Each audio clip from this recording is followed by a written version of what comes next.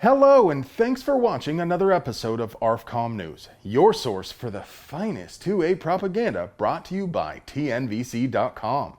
Before we dive into the bill that could spell the end for gun forums, I just want to share this little gem in case you missed it. A 9mm bullet blows the lung out of the body.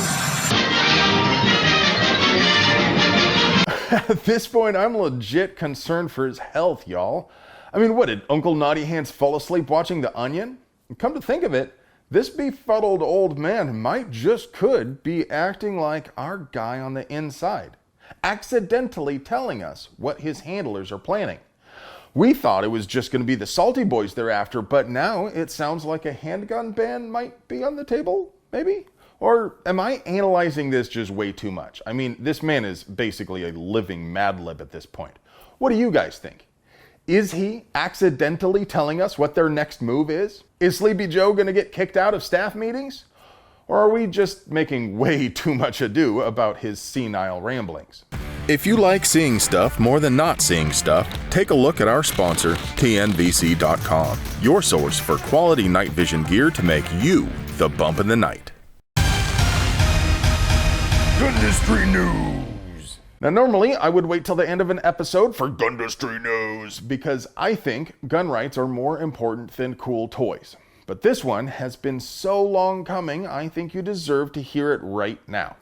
Ladies and gentlemen, the Palmetto State Armory Jackal is finally in production and shipping. And there was much rejoicing. There are, or will be, a whole mess of different variants in calibers and barrel lengths, including a 9mm variant that takes Scorpion mags, a fancy pants peanut butter and chocolate model that comes equipped from the factory with a red dot sight and a muzzle brake, and even a 7.62 variant that takes AK mags. The Jackal is sometimes described as a hybrid of an AK and AR design, incorporating a long-stroke gas piston with a 7-lug AR-style bolt. It has a non-reciprocating side charging handle, 4-position, toolless, adjustable gas block, and it will fit any mil-spec AR lower, but because the buffer is inside the upper, it plays nicely with folding braces or stocks. Price for the basic 5.56 10.5-inch pistol version is $1,100. But things are changing constantly, so if you want to stay up to date on the very latest Jackal news, stay tuned to the Jackal subforum on Arfcom, link in the doobly-doo. Fabrique Nationale has released a new striker-fired polymer frame 9mm called the Hi-Per. And if you're thinking, what could possibly be new about another striker-fired polymer frame 9mm, then get out of my head, because that's exactly what I was thinking too when I heard about it, but it looks like this one might actually have a couple of decent innovations in it. They put the slide release where a manual safety might be on other pistols to avoid accidental activation, especially with a high thumbs grip, and the unique rotary magazine release moves in an arc instead of being a sort of pushy outy thing. It is fully ambidextrous, but also independent. So that means when you move the lever on one side, the lever on the other side doesn't move. The idea is that even people with stubby little peck fingers like mine ought to be able to drop a magazine without changing our grip. But different doesn't always mean better. But at first glance, I think this new heater does look pretty rad, and I hope to get my hands on one.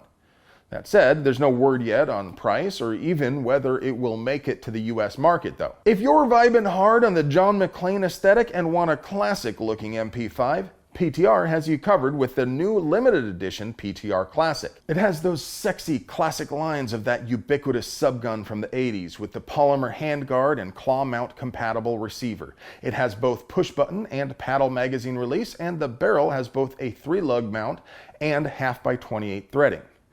The simpler feature set and old school cardboard box helps keep the price down a bit too, putting the MSRP at $1,800. U.S. Representative Jason Crow from Colorado recently sponsored H.R. 7819 to remove Section 230 protections from pretty much any website that allows the transfer of anything related to pews, has any pew-related advertising, or posts gun-related CAD files.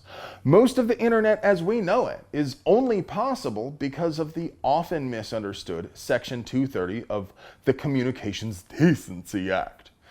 No, there is no such thing as having to choose between being a platform or a publisher. That's just not a thing. In fact, that's pretty much actually the opposite of the point of 230. In the early days of the interwebs, people were worried that if a website owner moderated user-generated content in any way, that could open them up to liability for any illegal content they did not moderate, as though they published it themselves. Section 230 shields websites like AR15.com from liability for content posted by users.